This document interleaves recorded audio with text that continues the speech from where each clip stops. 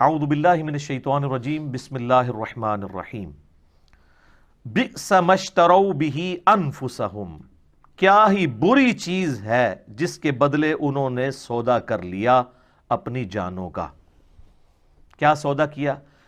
ان یکفروا بما انزل اللہ بغیا ان ینزل اللہ من فضلہ، کہ وہ جو کتاب اللہ جو نازل ہوئی تھی ان کی طرف، اس کتاب کو انہیں پس پش ڈال دیا حسد کی وجہ سے۔ اللہ کی طرف سے جو اس کے فضل کے ساتھ کتاب نازل ہوئی تھی اس کو انہوں نے چھوڑ دیا۔ ان ينزل اللہ من فضلہ علی من یشاء من عبادہ، اور یہ وہ کتاب ہے کہ اللہ تعالیٰ اپنے فضل سے جسے چاہتا ہے اپنے بندوں میں سے ہدایت کی دیتا ہے۔ اللہ نے کتاب نازل کی تھی، یہ بھی اس کا فضل، لیکن اس فضل سے استفادہ انہوں نے کرنا ہے جنہوں نے اپنے برتن کا منہ کھولا ہوا ہے۔ اگر کوئی شخص خود ہدایت قبول کرنے سے انکار کر دینا، پھر دنیا کی کوئی کتاب کوئی پیغمبر اسے ہدایت نہیں دے سکتا۔ یہ اللہ تعالیٰ کا ایک سمجھ لیں کہ اس کی سنت ہے، اور اللہ کی سنت نہیں بدلتی کہ والذین جاہدوا فینا لنہدینہم سبلنا، سورۃ العنکبوت کی آخری آیت ہے۔ جو لوگ ہماری راہ میں کوشش کریں گے نا، ان کے لیے ہم اپنی راہیں کھولیں گے۔ جو کوشش نہیں کرے گا اس کے لیے قرآن میں کوئی ہدایت نہیں ہے، انبیاء کی تعلیمات میں کوئی ہدایت نہیں ہے۔ جتنی مرضی تیز بارش ہو، اگر ایک برتن ہی الٹا پڑا ہوا ہے تو کبھی بھر سکتا ہے؟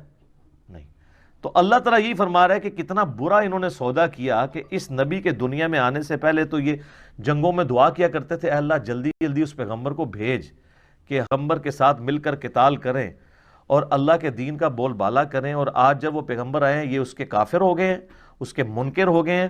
کتنا برا انہوں نے سودا کیا ہے اپنی جانوں کا، کفر کے بدلے میں کفر کما لی ہے، اپنی جانیں دوزخ میں اور آگ میں جھونک دی ہیں۔ اور کس وجہ سے؟ حسد کی وجہ سے۔ حسد کیا تھا؟ وہ یہ کہتے تھے کہ پیغمبر بنی اسرائیل میں ہوگا، یہودی نسل ہوگا تو ہم اسے مانیں گے، اسماعیلی پیغمبر کو ہم نہیں مانیں گے۔ حالانکہ یہ بات وہ بھی مانتے تھے کہ حضرت اسماعیل علیہ السلام بھی تو ابراہیم کے بیٹے ہیں، تو چاہے بنو اسرائیل ہوں یا بنو اسماعیل، دونوں ہے تو ابراہیمی ہیں۔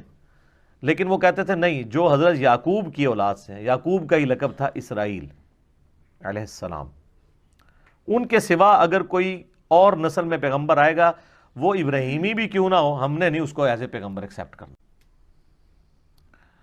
تو اب اللہ تعالیٰ فرما رہا ہے کہ اس کے سبب کیا ہوا؟ فَبَاءُوا بِغَضَبٍ عَلَىٰ غَضَبٍ، تو اللہ تعالیٰ کے غضب پر غضب کے وہ حقدار ہو گئے۔ یہ ڈبل غضب کیوں؟ مسلسل غضب کیوں؟ ایک تو انہوں نے اپنی کتاب کو ماننے سے انکار کیا جس کے اندر آخری پیغمبر کی پروفیسیز موجود تھی، ایک تو اس بات پر غضب کی اپنی کتاب کو ہی نہیں مان رہے، اور دوسرا جب وہ پیغمبر آ گئے وہ بھی تو اللہ کی حجت بن کے ہے، اس پیغمبر کا بھی انکار کر دیا۔ تو اللہ کی طرف سے غضب پر غضب کے مستحق ہوئے یہودی۔ وَلِلْكَافِرِينَ عَذَابٌ مُّهِينٌ، اور کافروں کے لیے ذلیل و رسوا کر دینے والا عذاب ہے۔ وَلِعَوْذُ بِاللَّهِ تَعَالَى اللہم اجرنا من النار، اللہم اجرنا من النار، اللہم اجرنا من النار، آمین۔ وَإِذَا قِيلَ لَهُمْ آمِنُوا بِمَا أَنزَلَ اللَّهُ، اور جب انہیں کہا جاتا ہے کہ ایمان لے کر آؤ جو اللہ نے نازل کیا ہے اس پیغمبر کے ساتھ، قالوا نؤمن بما انزل علینا، وہ کہیں گے، یہودی اس وقت یہ کہتے تھے کہ ہم ایمان لاتے ہیں اس کے اوپر جو ہم پہ نازل ہوا ہے۔ انہوں نے تو حضرت عیسیٰ علیہ السلام کو ماننے سے انکار کر دیا تھا، وہاں تو یہ بہانہ بھی نہیں تھا کہ وہ بنو اسرائیل سے نہیں ہے۔ حضرت عیسیٰ علیہ السلام یہودی نسل تھے، بنی اسرائیل میں سے تھے، ان کا بھی انکار کر دیا۔ تو ہر پیغمبر کا انکار کرنے کے لیے بہانے ان کے پاس ڈیفرنٹ ہوتے تھے۔ تو اللہ تعالیٰ فرما رہے کہ جب ان کو ایمان کی طرف دعوت دی جاتی ہے تو یہ کہتے ہیں ہم صرف اسی پر ایمان لائیں گے جو ہم پہ نازل ہوا ہے، یعنی تورات اور زبور بھی ان کی طرف تھی، اس کا بھی انکار کیا، قرآن کا بھی انکار کیا۔ وَيَكْفُرُونَ بِمَا وَرَاءَهُ، اور ہر اس چیز کا کفر کر دیں گے جو ان کتابوں کے سوا کوئی اور کتاب ہوگی، ہم نے نہیں اس کو ماننا۔ وَهُوَ الْحَقُّ مُصَدِّقًا لِمَا مَعَهُمْ مُصَدِّقًا لِمَا مَعَهُمْ، حالانکہ قرآن وہ حق ہے جو اس حال میں نازل ہوئی ہے کہ وہ تصدیق کر رہی ہے ان کتابوں کی بھی جس کے اوپر یہ ایمان لاتے ہیں۔ تو یہ تو اپنی کتابوں کو ہی نہیں مان رہے۔ اگر یہ واقعی اپنے آپ کو یہودی سمجھتے ہیں تو کم از کم مان لیں۔ تو یہ پیغمبر اور یہ کتاب ان کی کتابوں کی تصدیق کرتی ہے، اس اعتبار سے کہ اس کتاب کی پیش گوئی پوری ہوئی، اور اس اعتبار سے بھی کہ یہ کتاب ان کتابوں کو غلط نہیں کہتی بلکہ ان کتابوں کو بھی انڈورس کرتی ہے، لیکن پھر بھی یہ انکار کر رہے ہیں۔ قُلْ فَلِمَ تَقْتُلُونَ أَنْبِيَاءَ اللَّهِ مِنْ قَبْلِ، اے نبی علیہ السلام ان سے فرمائیے کہ اگر تمہارا یہی بہانہ ہے نا کہ ہم صرف اپنے نبیوں کو مانیں گے بنی اسرائیل کے اور کسی پیغمبر کو نہیں مانیں گے، تو یہ ذرا بتاؤ کہ تم اپنے نبیوں کو پھر قتل کیوں کرتے تھے؟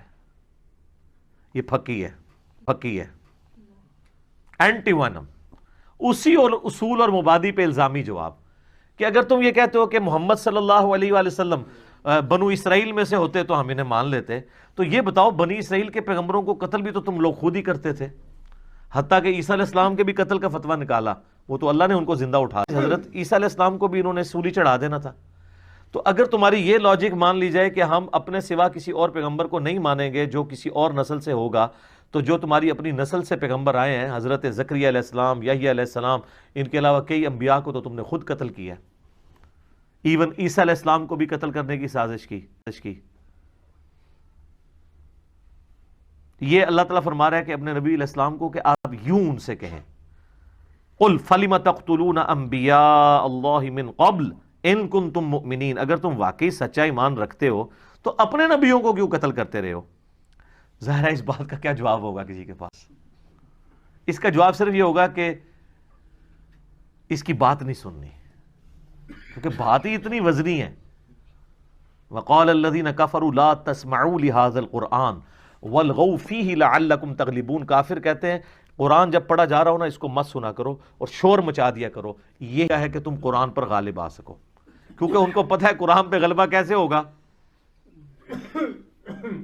کیونکہ اتنی لاجیکل یہ بک ہے کہ اس کا ہم لاجیکل آنسر تو نہیں دے سکتے، لیکن کم از کم شور مچا کے یہ تو کر سکتے ہیں کہ نہ خود سنیں نہ کسی کو سننے دیں۔